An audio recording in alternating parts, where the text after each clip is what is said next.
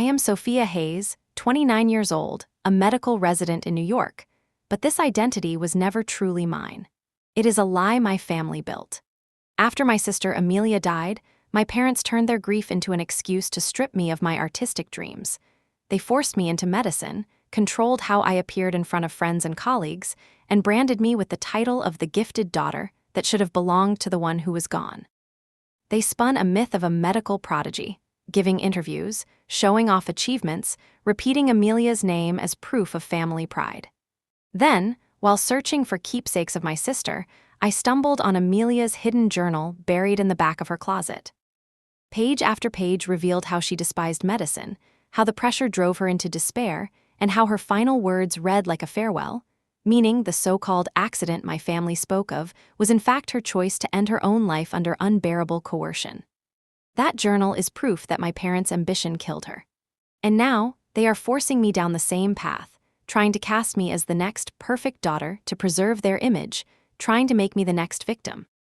But I hold the journal in my hands. It is the evidence that unmasks everything. And the play they have staged, the false story about Amelia and about my future, must end, once and for all. The fluorescent lights of the hospital hallway hummed a relentless, monotonous tune, a soundtrack to my life. 29 years old, and my world had shrunk to the sanitized scent of antiseptic, the squeak of rubber soles on linoleum, and the ceaseless symphony of beeps and alerts from machines that held life and death in their electronic grasp. Tonight, like most nights, was a blur of patient charts, hurried consultations, and the gnawing exhaustion that had become my constant companion. I pressed the heels of my hands into my tired eyes, trying to rub away the image of the last patient's chest x-ray, the ghostly shadow of the tumor that would alter his world forever. "Rough one, huh?" Dr. Ben Carter, the attending physician, leaned against the nurse's station, his coffee cup clutched in his hand like a lifeline. His eyes, though tired, held a kindness that was a rare commodity in this high-pressure environment. I dropped my hands and offered a weak smile. "They're all rough ones, Ben. Just different shades of it." "You did good in there," he said, his voice a low reassurance. "You were clear, compassionate. That's not something they can teach you in med school." I wanted to believe him. I wanted to feel a flicker of pride, a sense of purpose. Instead, I just felt hollow. I was a good doctor. I was competent, dedicated, and I followed the protocols to the letter. I was a perfect imitation of what a doctor should be. An imitation. The word echoed in the empty spaces of my mind.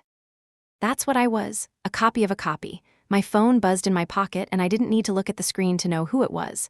My mother. Her internal clock was pathologically precise. She always called at the end of my shift, a ritual as ingrained as our morning rounds. "Hey, Mom," I answered, turning away from Ben to face the darkened window overlooking the sleeping city. "Sophia, darling, how was your day? Did you get a chance to speak with Dr. Albright about the cardiothoracic fellowship? Your sister always said he was the best mentor in the department." The ghost was summoned. Amelia, my perfect, brilliant, dead sister. 10 years gone, but she was more present in my life than anyone living. Her name was a constant refrain, a benchmark I could never reach.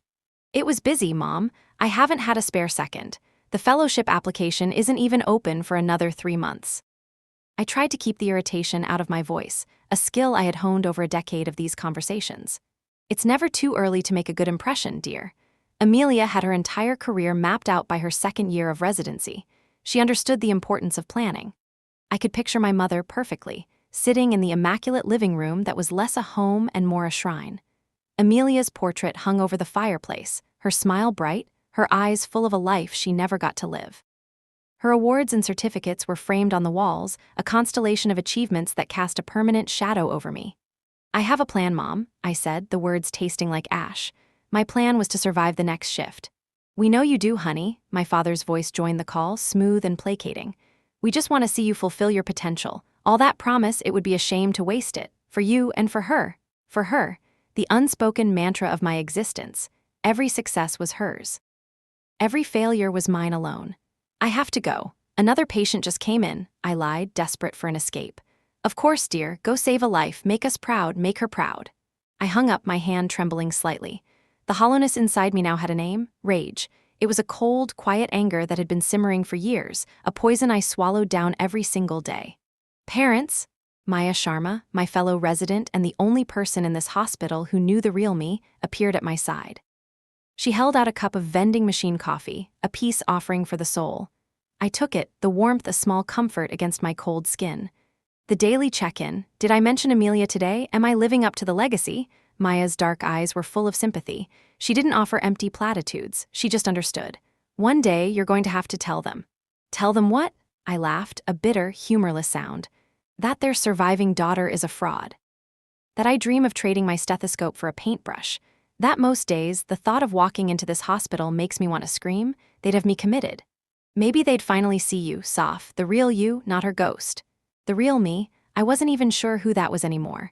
I had spent so long playing a part, the dutiful daughter, the brilliant doctor in training, that I had lost the script to my own life. My passions, my dreams, they felt like relics from a past life. I remembered loving the smell of turpentine and oil paints, the feel of charcoal sketching across a fresh canvas. My art teacher in high school had said I had a gift, a unique eye. My parents had called it a cute hobby. Amelia had been the one with the real gift. Science, medicine, the things that mattered. Later that night, I walked home through the quiet streets of New York. The city was a beast, always moving, always breathing, but in these pre-dawn hours, it held a fragile peace. My apartment was my sanctuary, the one place that was entirely mine, free of photographs and expectations. I kicked off my shoes and collapsed onto the sofa, the silence a welcome relief. But silence was a vacuum, and my thoughts rushed in to fill it. I thought about Liam. He had texted me earlier in the week, a picture of a new piece at his art gallery in Chelsea. "This made me think of you," the message said. It was an abstract piece, a chaotic swirl of deep blues and violent slashes of red, but in the center there was a tiny, defiant speck of gold. I hadn't responded. Liam was a tether to the life I had abandoned. He was a painter, living a life of chaotic uncertainty and creative expression. He was everything my parents abhorred. He was everything I secretly craved. We had been inseparable in college, before I had fully committed to the pre-med track they had laid out for me. We'd spent weekends exploring museums, talking for hours about art and philosophy and what we wanted our lives to mean. He saw the artist in me, the part of myself I had been taught to bury. "You have a fire in you, Sophia," he'd told me once after I'd shown him a portfolio of my sketches. "Don't let them put it out." They had. After Amelia's accident, the pressure intensified 1,000-fold. It was no longer an expectation, it was a duty. I had to finish what she started. I had to become the doctor she would have been. My art supplies were packed into a box and stored in my parents' attic, a coffin for a buried dream. Seeing Liam, talking to him, it just made the ache of that loss more acute. The next day at the hospital was a special kind of hell. A multi-car pileup on the BQE had flooded the emergency room. It was controlled chaos, a frantic ballet of doctors and nurses working against the clock. For hours, I didn't have a moment to think. I sutured wounds, set bones, and intubated a patient whose lungs were collapsing. I moved with a detached efficiency that was both my greatest asset and my deepest shame. I was saving lives, but I felt nothing. No rush of adrenaline, no profound sense of purpose. Just the cold, mechanical precision of a well-trained machine. During a rare lull, I found myself in the on-call room, staring at my reflection in the small mirror above the sink. My face was pale, my eyes shadowed with exhaustion. The woman staring back at me was a stranger. She wore a doctor's scrubs, her hair was pulled back in a severe bun, but her eyes were screaming. Ben found me there. He didn't say anything at first, just leaned against the doorframe, his arms crossed. "You're a good doctor, Sophia," he finally said, his voice soft. "But you're also one of the unhappiest people I've ever met." His directness caught me off guard. I had no defense, no witty retort. "I don't know what you mean," I mumbled, turning away from the mirror. "I think you do," he said, taking a step into the room. "I see the way you look when you're charting like you're staring at a prison sentence. I see you in the cafeteria pushing food around your plate. I've been an attending for 15 years. I know burnout when I see it, but this is different. This is deeper." I felt a sudden, dangerous urge to confide in him, to tell him everything, about Amelia, my parents. The crushing weight of a life that wasn't mine, but the habit of silence was too strong. "I'm just tired," I said, the familiar excuse feeling flimsy even to my own ears. Ben held my gaze for a long moment. "If you ever want to talk," he said, "about whatever it is that's putting those shadows in your eyes, my door is always open." He then left, leaving me alone with his words hanging in the air. The weekend brought my mandatory visit home. My parents lived in a quiet, manicured suburb in Connecticut, a world away from the grit of the city. Their house was beautiful, a perfect facade that concealed the rot of grief within. As soon as I walked through the door, I was assaulted by Amelia. Her photos were on every surface. Amelia winning the state science fair. Amelia graduating from Yale, summa cum laude. Amelia in her white coat, a stethoscope draped around her neck, a photo taken just weeks before she died. "Sophia, you look thin," was my mother's greeting, her hug brief and bird-like. "You're not eating properly." "I'm fine, Mom, it's just been a long week." My father kissed my cheek. "We're so proud of all your hard work, sweetheart. Did you see the latest issue of the New England Journal of Medicine? There's a fascinating article on gene splicing techniques for congenital heart defects. Amelia would have loved it." Over dinner, the conversation was a monologue about medical advancements, hospital politics, and, of course, Amelia's boundless potential. I was a spectator at my own family dinner, a placeholder for the daughter they had really wanted. They asked me questions, but they didn't wait for the answers, instead providing what they imagined Amelia's answers would have been. "I imagine that new robotic surgery suite must be incredible to work with," my father would say. Amelia was always so fascinated by the intersection of technology and medicine. I would just nod, my food tasteless in my mouth. My own thoughts and experiences were irrelevant. I was merely a vessel for my sister's legacy, a ghost haunting the edges of my own life. It was after dinner, while my mother was clearing the plates and my father was recounting a story about Amelia's legendary performance in a high school debate, that I decided I needed to escape. I excused myself, claiming a headache, and went upstairs. Amelia's room was exactly as she had left it 10 years ago. It was a museum, perfectly preserved. Her textbooks were on the shelves, her awards were on the dresser, and a faint scent of her perfume still clung to the air. My parents had forbidden anyone from changing a thing. It was a sacred space. A tomb. I had always hated this room. It felt suffocating, like the air was thick with unspoken words and unmet expectations. Tonight, however, a strange compulsion drew me inside. I ran my fingers along the spines of her medical textbooks, their pages filled with a knowledge I had been forced to acquire. I looked at the photos on her nightstand, her with her friends, her with our parents, always smiling that perfect, dazzling smile. But was it real? Had she ever been unhappy? Had she ever felt a fraction of the pressure that was now crushing me? My gaze fell on the large mahogany wardrobe in the corner. We used to hide in there as kids, playing hide-and-seek. On a whim, I opened it. Her clothes were still hanging neatly, a time capsule of a life cut short. I pushed them aside, a wave of dust motes dancing in the dim light, and that's when I saw it. Tucked away at the very back of the top shelf, hidden behind a stack of old yearbooks, was a small, wooden box. It was plain, unadorned, and I had never seen it before. My heart began to pound, a frantic, unsteady rhythm against my ribs. With trembling hands, I reached up and pulled it down. It wasn't locked. I lifted the lid, and my world tilted on its axis. Inside, nestled amongst dried flowers and old concert tickets, was a leather-bound journal, and on the first page in my sister's elegant, looping cursive were the words, "The private thoughts of Amelia Hayes. Do not read. This means you, Sophia." My breath caught in my throat. It felt like a desecration, a violation of the most sacred law in our family, Amelia's perfect memory. For 10 years, she had been a saint, a martyr to a brilliant future. This journal felt like heresy, but I couldn't stop. My fingers, clumsy and shaking, traced the indentation of her name on the cover. This was real. This was hers. A piece of her that hadn't been curated and framed by our parents. A piece that was hidden. My need to understand, to find a single crack in the flawless facade of her life, overwhelmed the guilt. I sat on the edge of her perfectly made bed, the journal heavy in my lap, and I began to read. The first few pages were normal. They were filled with the anxieties of a teenage girl. A crush on a boy from her chemistry class, complaints about a pop quiz, the drama of a falling out with her best friend. It was so jarringly ordinary that I almost laughed. This was the Amelia I vaguely remembered from my childhood, before the myth took over. The sister who had once put a frog in my sleeping bag and helped me build a pillow fort that took over the entire living room. But then, the tone began to shift. It was subtle at first, an entry from her senior year of high school. Dad sat me down tonight for the big talk about college applications. He has a list. Yale, Johns Hopkins, Harvard, all the top pre-med programs. I tried to bring up the literature program at Brown, the one I bookmarked, and he just smiled. "That's a fine hobby, sweetheart, but let's focus on your career." I didn't argue. It's easier that way. A cold knot formed in my stomach. I kept reading, my eyes scanning the pages with a feverish intensity. The entries from her first year at Yale were a whirlwind of academic pressure. She wrote about spending all-nighters in the library, the crushing weight of organic chemistry, the competition that felt like a blood sport. There was no joy in it. The passion my parents always spoke of, her supposed love for medicine, was completely absent. Instead, there was just a grim determination, a sense of duty.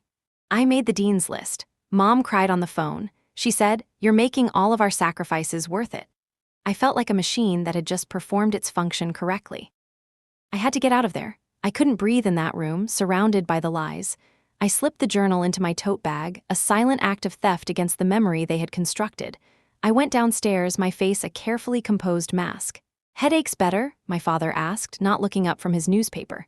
"A little. I should probably head back to the city. I have an early start tomorrow."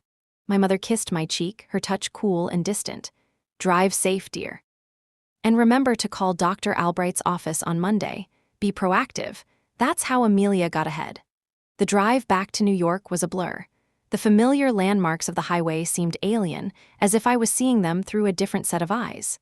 The journal on the passenger seat next to me felt like a living thing, its secrets radiating a dark energy.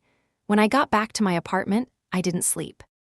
I brewed a pot of coffee and continued to read, each page pulling me deeper into my sister's hidden world.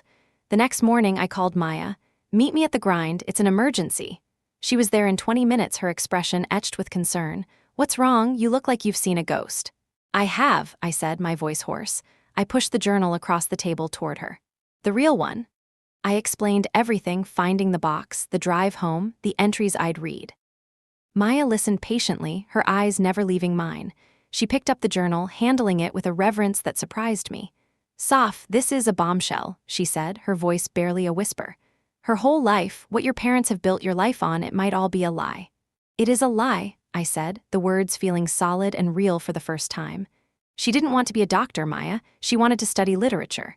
She wrote poetry. There are pages of it in here, tucked between entries about titration and cellular mitosis. It's beautiful, heartbreaking stuff. She was miserable. So what are you going to do?" The question hung in the air between us. What was I going to do? Confront my parents? Quit my residency? The thought was both terrifying and intoxicating. "I'm going to keep reading," I said, my voice gaining a sliver of strength. "I'm going to find out the truth, all of it." "Good," Maya said, reaching across the table and squeezing my hand. "You deserve that, and just so you know, I'm here. Whatever you find, whatever you decide, I've got your back." Walking into the hospital that day felt different. The sterile, controlled environment that had once been my entire world now felt like a cage. The faces of my patients, their fear and hope, seemed more vivid. My own unhappiness, which I had always dismissed as a personal failing, now felt like a shared inheritance. I saw Ben in the hallway and he stopped, his brow furrowing with concern. "Everything okay, Hayes? You look a little rattled." "Just a long weekend," I said, the lie feeling more natural than the truth. "Right," he said, clearly not believing me. "Well, try to get some rest. We've got a full surgery schedule this week and I need you focused." His words, meant to be practical, landed like a judgment. Focused. How could I focus on medicine when the foundation of my entire medical career had just crumbled? How could I pretend to care about a patient's potassium levels when my own sister had been drowning in a sea of silent despair? That evening, my phone buzzed with the inevitable call from my mother. "Hi, honey, just checking in. Did you have a productive day?" I leaned my head against the cool glass of my apartment window, looking down at the river of headlights flowing below. "It was a day, Mom." "Did you call Dr. Albright's office?" she pressed. "No, I didn't." There was a beat of silence on the other end of the line. "Sophia, we've talked about this. Procrastination is the enemy of success. Your sister always used to say that." A bitter laugh escaped my lips. Did she really say that? Of course she did. She was the most motivated person I've ever known. She had a 5-year plan and a 10-year plan. She wanted to cure congenital heart disease. She wanted to change the world. I closed my eyes, picturing an entry I had read just last night. It was from her 2nd year of residency. "Another 36-hour shift. I feel like a ghost in my own life. I see the sun rise from the hospital window and I can't remember the last time I felt its warmth on my skin. Mom called today, telling me how proud she is. It feels like she's proud of a character I'm playing, not me. I just want to sleep. I just want it to stop." "Sophia, are you still there?" My mother's voice cut through the memory. "I'm here," I said, my voice flat. "I have to go, Mom."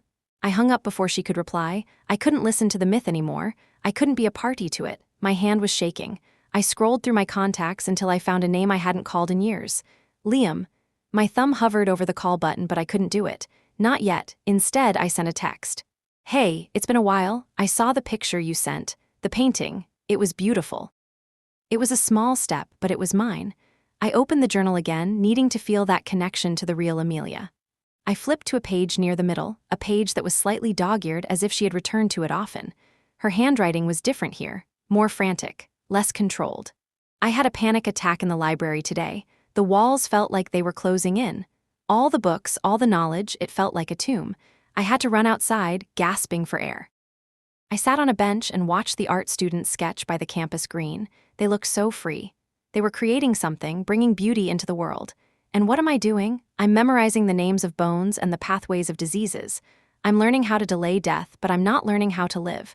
I told Mom I was thinking of taking a semester off. She said, "Don't be ridiculous, Amelia. You're just stressed. A haze doesn't quit." It's not about quitting, it's about surviving. But she doesn't hear me. Nobody does. It feels like I'm drowning. The word drowning hung in the air of my silent apartment. It was the perfect description for the life Amelia had been living and for the life I had inherited. A slow, quiet suffocation under the weight of expectation. I closed the journal, my hands clammy. I couldn't read anymore. Not tonight. I felt a desperate need for air, for a connection to something real, something outside the suffocating orbit of my family's grief. My phone chimed, a small, hopeful sound in the darkness. It was a text from Liam. "Sophia, wow, blast from the past, so good to hear from you. Coffee this week, I'd love to catch up, my treat." My fingers trembled as I typed back a reply. "I'd like that. My schedule is a nightmare, but maybe Thursday evening?" "Thursday it is," he replied almost instantly. "The Crooked Cup on Bleecker, 7 p.m., it's near my studio." I agreed, a nervous flutter in my chest. The Crooked Cup. We used to go there in college, spending hours sketching on napkins and arguing about Impressionism versus Expressionism. It felt like a lifetime ago, a life that belonged to someone else. The next few days at the hospital were a trial. Every medical term, every diagnosis, every conversation with a patient's family felt tainted by my newfound knowledge. I was moving through the motions, a competent actress playing the role of a dedicated doctor, but my mind was elsewhere. It was in the pages of Amelia's journal, in the quiet desperation of her words. On Wednesday, during rounds, Ben put me on the spot. We were in Mrs. Gable's room, an elderly woman with complicated renal failure. "Dr. Hayes," Ben said, his eyes on the chart in his hands. "Given her latest creatinine levels and her potassium AFib, what's your recommended adjustment to her Lasix dosage?" My mind went blank. For a terrifying second, all I could hear was Amelia's voice from the journal. "I'm memorizing the names of bones and the pathways of diseases, but I'm not learning how to live." I knew the answer. It was textbook, but it was trapped behind a wall of static. Maya, standing beside me, gave me a tiny, almost imperceptible nod of encouragement. I cleared my throat. "We should have the IV dose to 20 milligrams and monitor her telemetry and output for the next 6 hours. If her potassium doesn't stabilize, we may need to consider dialysis." Ben nodded slowly, his gaze analytical. "Correct, good." But his eyes lingered on me a moment too long. He knew I had hesitated. It was a lapse of only a second or two, but in our world, seconds mattered. It was uncharacteristic, and he had noticed. Later, he caught me at the nurse's station. "You with me, Hayes?" he asked, his voice low so others couldn't hear. "Your head been in the clouds all week. If something going on, I need to know. My patient's safety comes first." "I'm sorry," I said, shame and frustration rising in my throat. I haven't been sleeping well, personal stuff, it won't happen again." "See that it doesn't," he said, his tone softening slightly. "And remember what I said, my door is open. Burnout is real, Sophia, and it's a killer." He walked away, leaving me feeling exposed and fraudulent.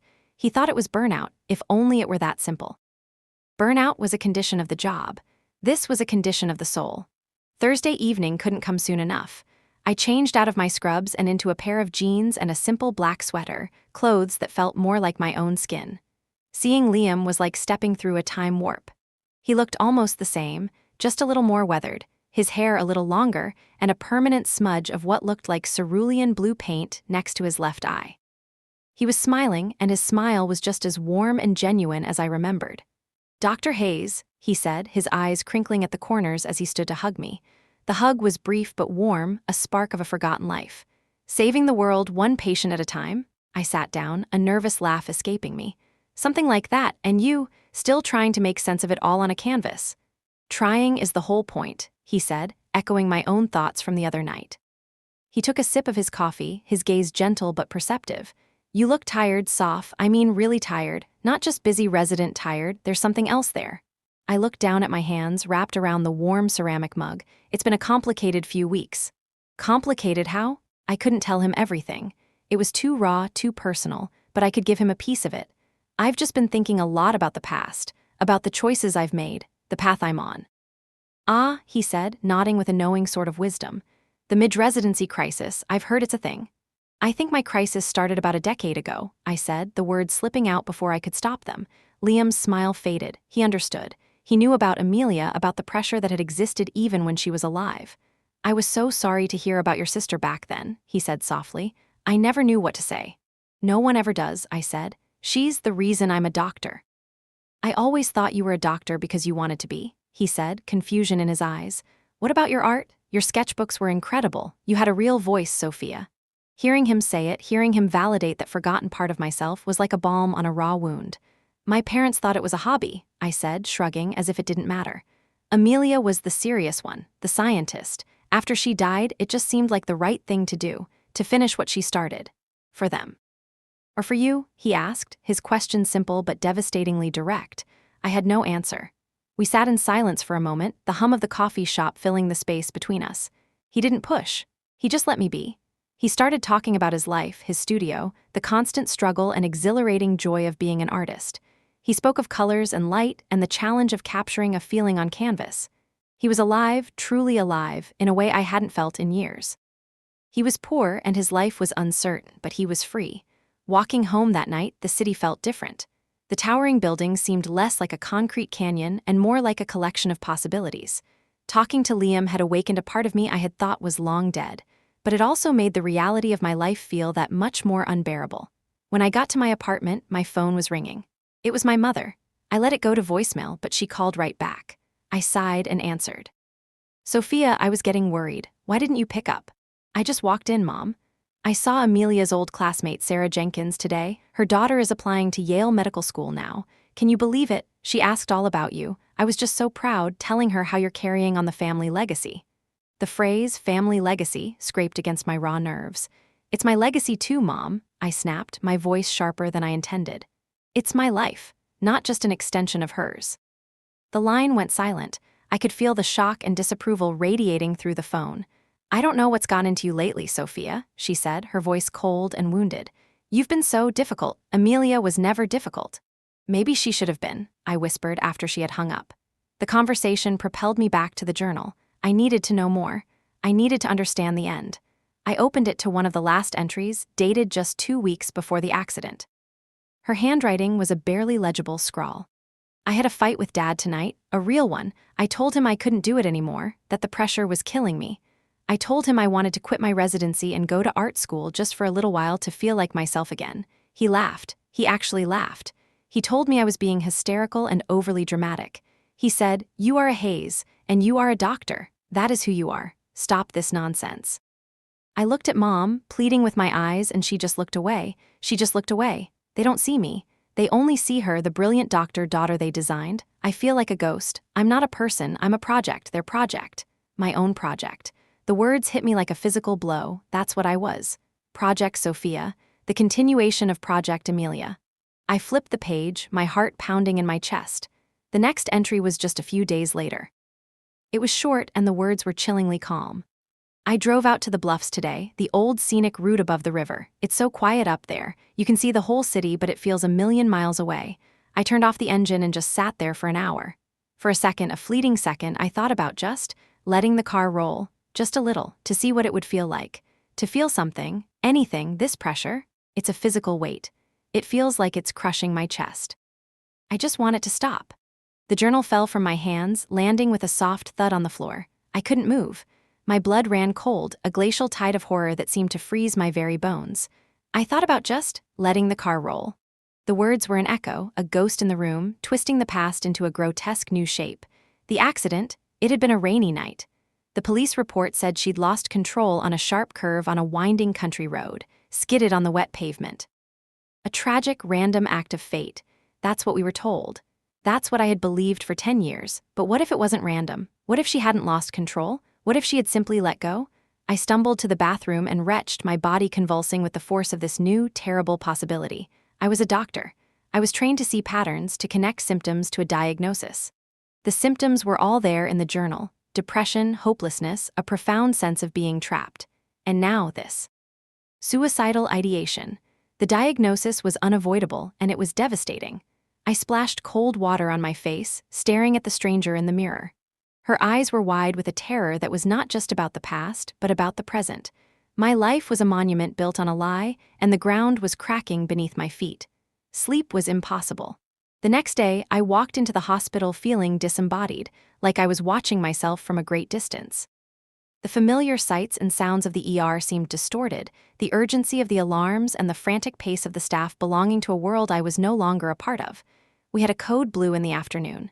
A man in his 50s, post-op from a routine appendectomy, had thrown a massive pulmonary embolism. His heart had stopped. The crash cart thundered into the room. A nurse started chest compressions. Another was bagging him. Ben was shouting orders. "Someone get me an intubation tray." "Hayes, push one of epi and get ready to shock." I reached for the epinephrine, my hands moving on autopilot. But my mind was on a rainy road 10 years ago. I saw headlights cutting through the darkness. I saw my sister's hands on the steering wheel. Was she crying? Was she calm? Did she hesitate? "Hayes, the epi, now." Ben's voice was a gunshot, snapping me back to the present. My hands were shaking. I fumbled with the vial, my fingers feeling thick and clumsy. Maya, seeing my paralysis, gently but firmly took the syringe from my hand. "I've got it," she said, her voice a calm anchor in the storm. She drew up the dose and pushed it into the man's IV line with practiced efficiency. Charging to 200, Ben yelled, "Clear!" The man's body arched off the bed as the electricity surged through him. We all watched the monitor, a flat green line that held a life in its unwavering stillness. Nothing. "Again, go to 300. They shocked him again. And again. But the line remained flat. After 30 minutes of frantic, coordinated effort, Ben called it. "Time of death, 14:52. The room fell silent, the only sound the ragged breathing of the code team. The energy drained away, leaving a vacuum of failure and exhaustion. I stood frozen, the empty vial still clutched in my hand. I had hesitated. In the moment that mattered most, the moment a man's life hung in the balance, I had been a million miles away. I had failed. Ben didn't say a word to me in the room. He just gave me a look, a mixture of anger and deep disappointment that was worse than any reprimand. He followed me out into the hallway, his steps heavy. "My office, now." His voice was quiet, but it held the sharp edge of a scalpel. I followed him, my legs feeling like lead. I sat in the chair opposite his desk, unable to meet his eyes. "What the hell was that, Sophia?" he began, his voice still low but vibrating with intensity. "You froze. You stood there like a statue while a man was dying. Maya had to cover for you. If you were a first-year intern, I might understand, but you're a third-year resident. You've run dozens of codes. What happened?"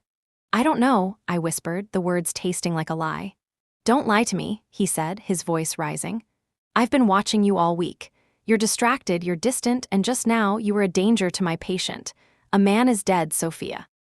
And while it may not have changed the outcome, your hesitation is on my mind. It's on my conscience. It should be on yours, so I'm going to ask you again, and I want the truth. What is going on with you?" The dam broke. A sob tore through my chest, a raw, ragged sound.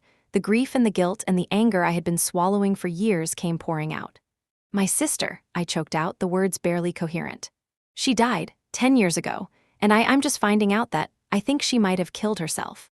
The anger in Ben's face dissolved, replaced by a wave of shock and then a deep, somber compassion. He leaned forward, his elbows on his desk. He didn't say anything for a long moment, just let me cry. "Okay," he said finally, his voice gentle.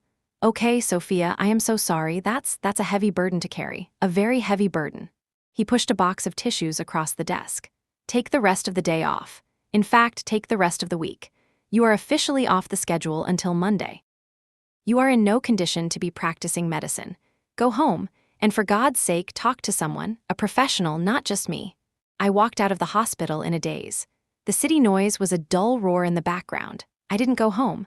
I couldn't face the silence of my apartment and the looming presence of the journal.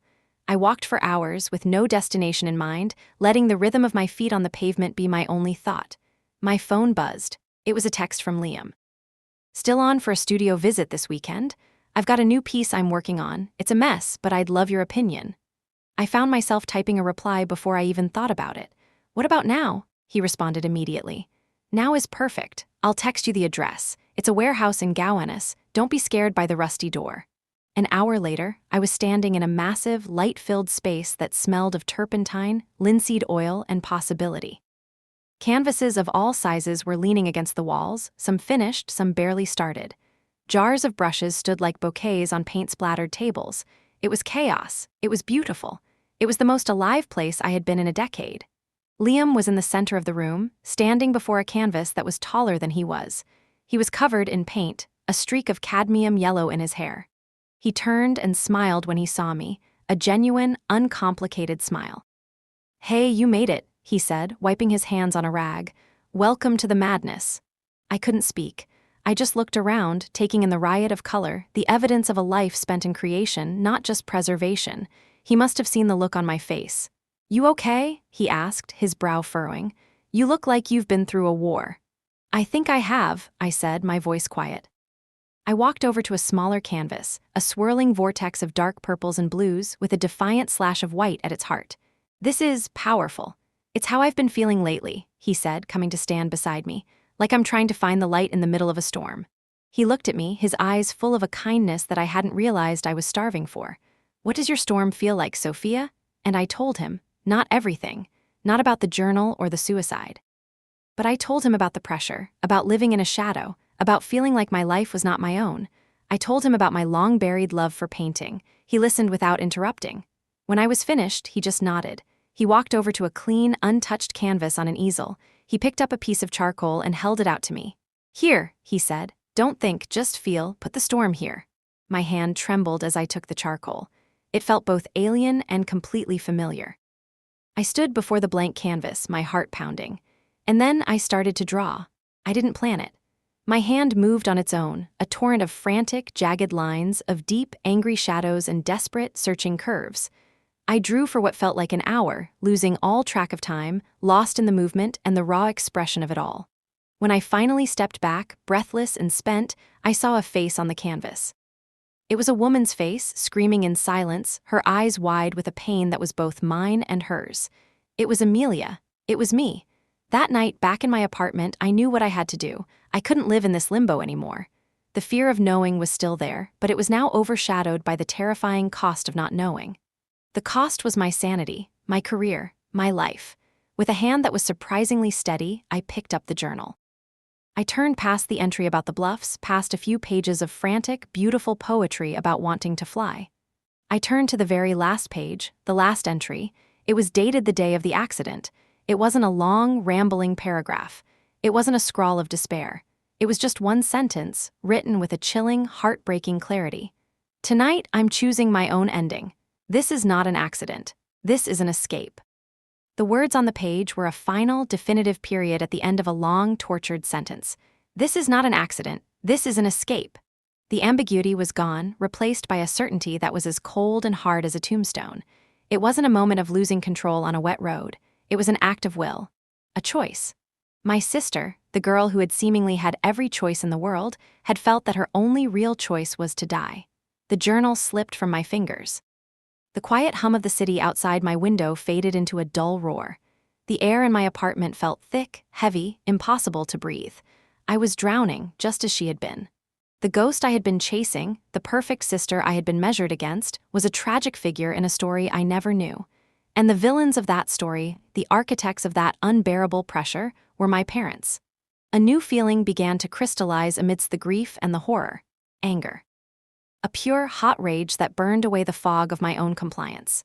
For 10 years, they had used her memory as a weapon, shaping me into a replica of the daughter they had lost, the daughter they had driven to her death.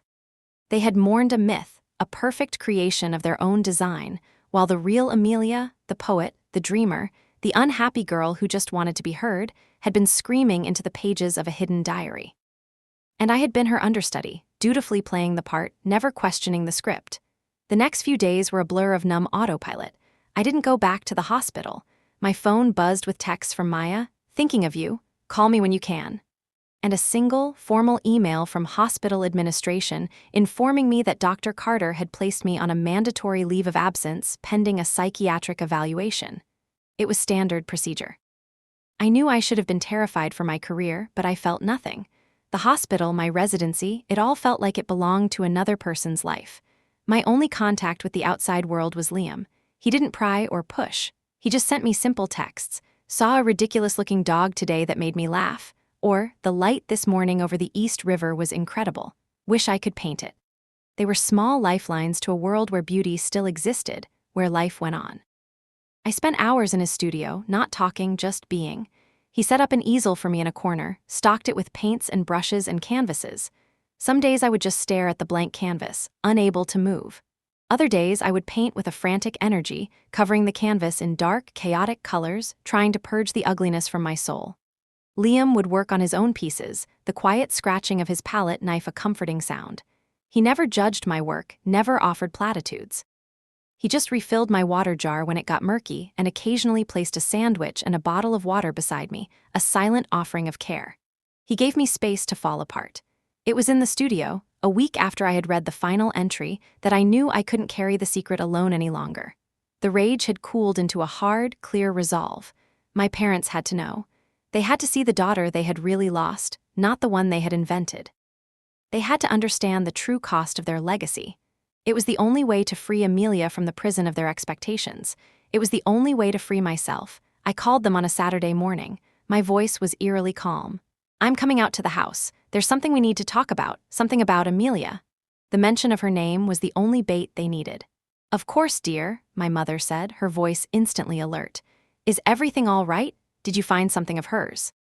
"A letter, something like that," I said. "I'll be there in 2 hours." The drive to Connecticut was the longest of my life. I had the journal on the passenger seat, its leather cover a dark accusation. With every mile, my resolve hardened. This was not about revenge. It was not about blame, not entirely.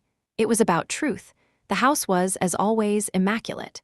The sun streamed through the pristine windows, illuminating the dust motes dancing in the air.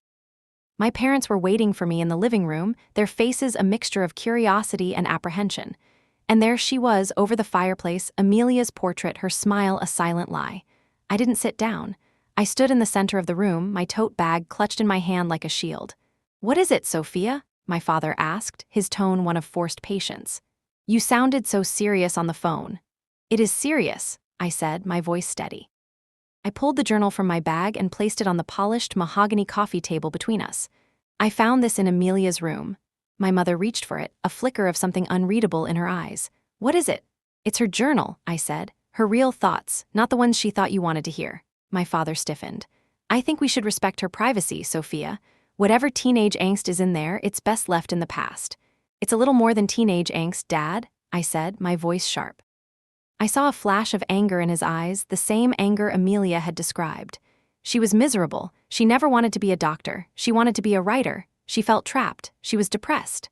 "That's ridiculous," my mother said, her voice trembling slightly. "Amelia loved medicine. She was passionate about it. She was born to be a doctor." "Was she?" I challenged, my gaze unflinching. "Or was that the life you chose for her? The life you designed?" I opened the journal to a page I had bookmarked, the entry about her fight with my father. I read it aloud, my voice clear and unwavering in the silent room.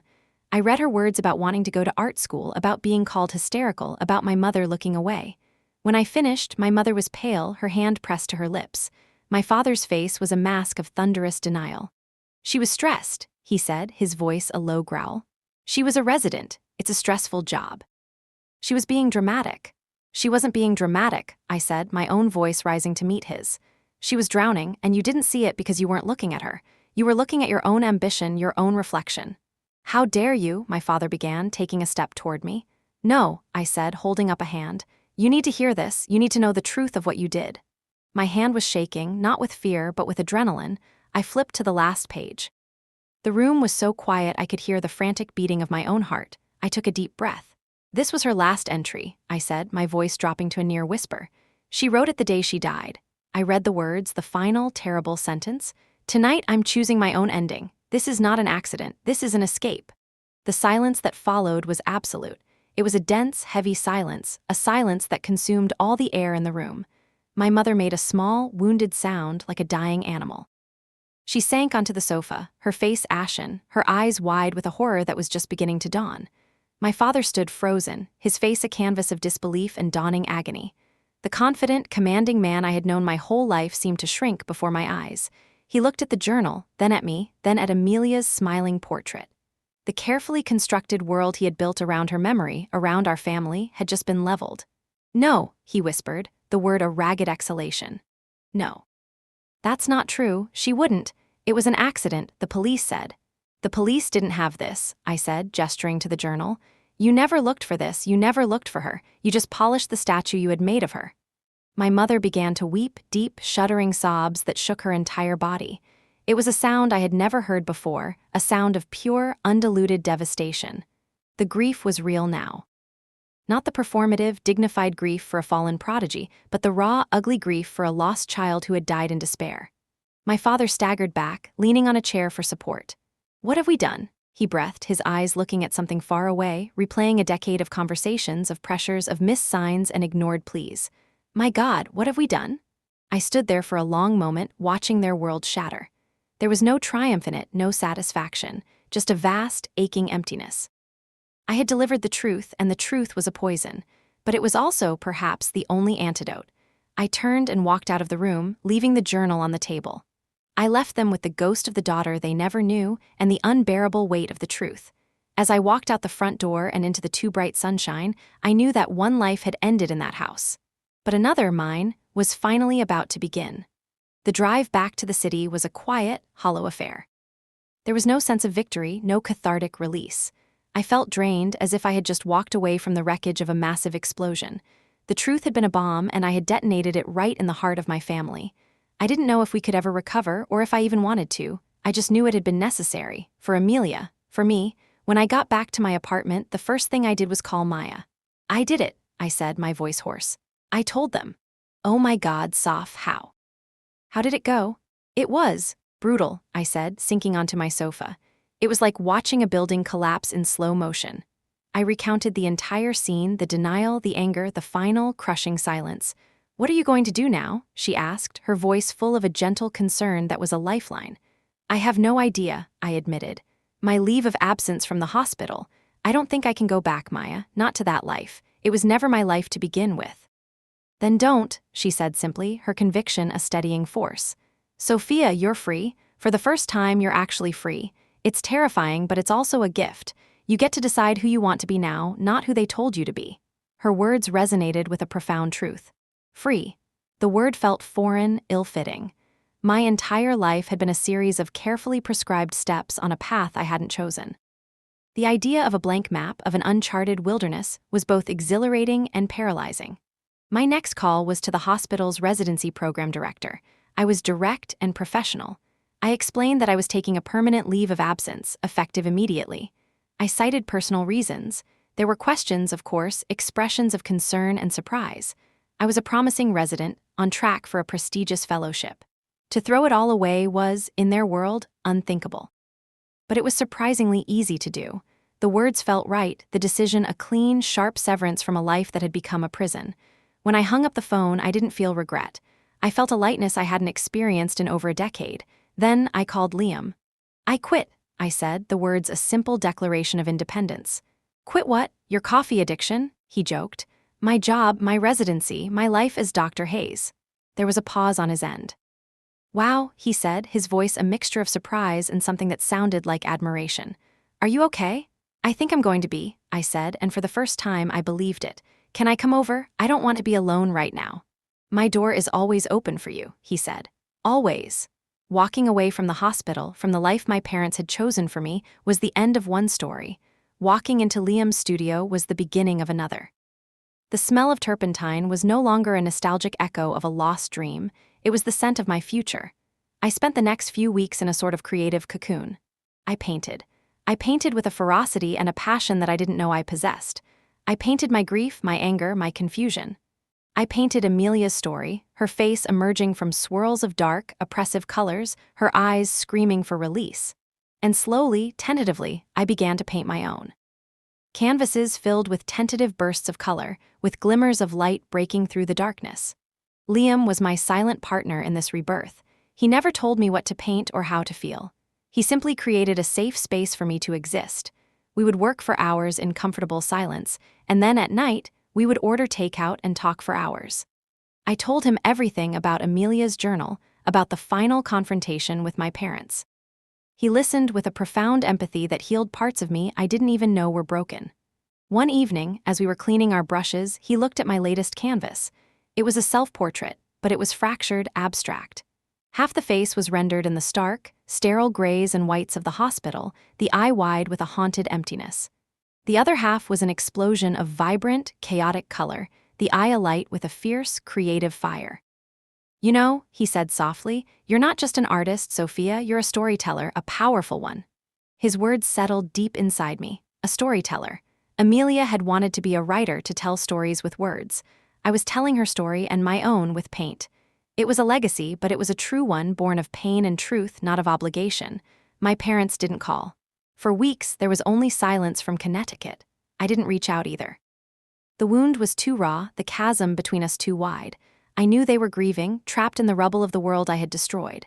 A part of me felt a pang of guilt, but a stronger part knew that their healing, like mine, had to begin with acknowledging the truth. One afternoon, Maya showed up at the studio, a bag of takeout from our favorite Thai restaurant in her hand.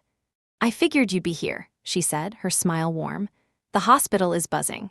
Did you hear about Hayes? Just walked away. Threw away a brilliant career. They don't get it." "Do you?" I asked, putting down my brush. "Of course I do," she said, looking around at the canvases that now lined the walls of my corner of the studio. "Look at you, Soph, I've never seen you look so. Alive. Exhausted and a mess for sure," she added with a grin, "but alive. You have color in your cheeks that isn't from sleep deprivation." We ate on the floor, surrounded by my work. She asked me about every piece, listening intently as I explained the emotions behind the colors and shapes. "What you've done is the bravest thing I've ever seen," she said, her expression serious. "Not just quitting, but facing the truth, and making them face it."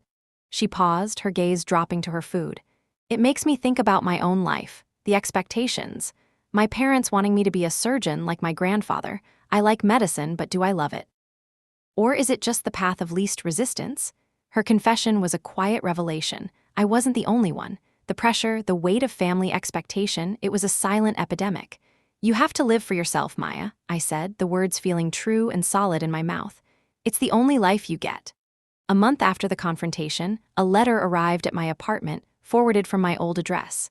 The envelope was thick, the handwriting on the front unmistakably my mother's. My hand trembled as I opened it. It wasn't a letter of anger or accusation.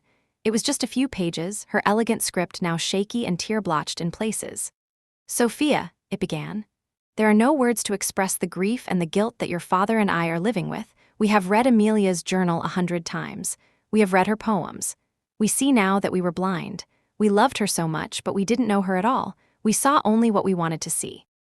A reflection of our own dreams, and in our blindness we failed her. And we failed you." She wrote about the painful process of rereading the past, of seeing their own words and actions through Amelia's eyes. They had been so proud, so sure they were doing the right thing, pushing her to achieve her potential. They had never considered that her potential might lie on a different path. "We thought we were honoring her memory by pushing you to follow in her footsteps," she wrote. "We see now that we were just perpetuating the same mistake. We were putting the same unbearable weight on you that crushed your sister. Can you ever forgive us? We are beginning therapy. We have so much to unravel. I don't expect you to come home. I don't expect anything. I just want you to know that we see you now, Sophia, not as a replacement, but as our daughter, the artist, the storyteller. We are so sorry." The letter was not an absolution, but it was a beginning. It was an acknowledgement of the truth. I wept as I read it, not just for the pain and the years we had lost, but for the flicker of hope it represented. The hope that true healing, however painful, was possible. That evening, I started a new canvas. It wasn't dark and chaotic. I began with a background of deep, stormy blue, but then, slowly, I started adding specks of gold, of brilliant yellow, of defiant, joyful orange. It was the color of a sunrise. It was the color of hope. It was the beginning of a life that was finally my own. The next year of my life was a study in reconstruction. I was not just building a new life. I was excavating an old one, sifting through the rubble of my past to find the parts of myself I had been forced to bury. The studio became my sanctuary and my workshop. Liam was my anchor and my guide. We fell into a rhythm that was both productive and peaceful. We painted side by side, sometimes in silence for hours, other times talking about everything and nothing. He taught me about color theory and composition, but the most important thing he taught me was to trust my own voice, to not be afraid of making a mess, to see the beauty in imperfection. My art became my language. The screaming face of the woman on my first canvas evolved. I painted a series I called The Residency, a collection of haunting, semi-abstract figures trapped in sterile, geometric spaces, their hands reaching for windows that looked out onto vibrant, impossible landscapes. And I painted Amelia. I painted her not from the smiling photographs that lined my parents' walls, but from the words in her journal. I painted a girl with stars in her hair reading a book under a tree. I painted a young woman whose shadow was a towering, oppressive caduceus. I painted her final drive, not as a tragedy of twisted metal, but as a flight, her car dissolving into a flock of birds against a stormy sky. It was my way of giving her the ending she had craved, an escape into freedom, not just oblivion. Liam, with his unwavering belief in my work, submitted a few of my pieces to a juried show for emerging artists at a small gallery in Chelsea. To my astonishment, I was accepted. The gallery owner, a sharp, discerning woman named Evelyn, offered me a solo show. "Your work has a raw narrative power," she'd said, looking at my paintings with an intensity that made me feel truly seen. "It tells a story people need to hear." My relationship with my parents shifted from a silent, gaping wound to a fragile, tentative truce. We started with weekly phone calls, stilted and awkward at first. They never mentioned medicine. Instead, they asked about my art. They asked what I was working on, what the colors meant. They were trying, in their own clumsy way, to learn the language of the daughter they were just getting to know. The first time they visited the studio was a tense affair. My father looked lost amidst the chaos of canvases and paint tubes, so out of his element of order and predictability. My mother, however, seemed to find her focus. She walked slowly from one painting to the next, her hands clasped tightly in front of her. She stopped in front of the portrait I'd painted of Amelia reading under a tree. "She always loved to read," my mother whispered, tears welling in her eyes. "She would hide in the garden with a book for hours. I'd forgotten that." It was a small admission, but it was everything. It was an acknowledgement of a memory that had been whitewashed by the myth of the future doctor.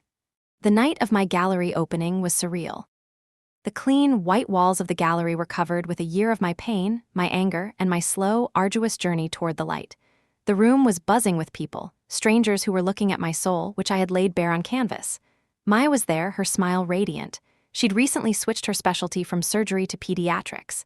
"I realized I wanted to heal kids, not just cut them open," she told me, squeezing my hand. "You inspired me to choose, Soph, really choose." Ben Carter came. I was shocked to see him. He walked through the gallery slowly, studying each piece. He stopped in front of a particularly dark painting from the Residency series. "I see it now," he said, turning to me. "The shadows in your eyes, they're all here." He looked around the room, then back at me, a genuine, respectful smile on his face. "You were a good doctor, Sophia, but I think you're a brilliant artist. I'm glad you found where you were supposed to be." Liam was a constant, warm presence by my side, his hand resting on the small of my back, whispering encouragement in my ear. He looked at me with a pride that made my heart ache with a joy I never thought I'd feel. And then, my parents arrived. They were dressed formally, looking as out of place as they had in the studio, but they were there. I watched them walk through the exhibit, my heart in my throat. I saw my father staring at the painting of Amelia's car transforming into birds, his expression one of profound, heartbreaking sorrow. I saw my mother crying softly in front of the collection of my self-portraits. Later, my father came to find me. He looked older, his shoulders no longer held with the same rigid certainty. "Sophia," he said, his voice thick with emotion. I never understood. What I did, was unforgivable. But your work, it's the truth. It's painful and it's beautiful." He looked at me, really looked at me for what felt like the first time. "I am so proud of you, not for what you do, but for who you are." His words were the absolution I hadn't known I was still waiting for. It wasn't a perfect ending. The scars of our past would always be there, but it was a real beginning. Later in the evening, as the crowd thinned, I found myself standing alone in front of the centerpiece of the show. It was my most recent work. It was a vast canvas, a diptych. On one side was a dark, stormy sea, a lone figure struggling in the waves. But on the other side, the storm was breaking. The sun was rising, casting a path of brilliant gold across the water, and the figure was no longer struggling but swimming, her face turned toward the light. It wasn't a destination. It wasn't a safe harbor. It was a journey. My journey. For 10 years, I had lived a life for someone else, a tribute to a sister I never really knew. I had been a ghost in my own story. But now, surrounded by my truth, my art, and the people who truly saw me, I was no longer an echo. I was a voice, my own, and I was finally ready to tell my own story, one brushstroke, one day, one choice at a time. I was living. For her, for me, for the first time.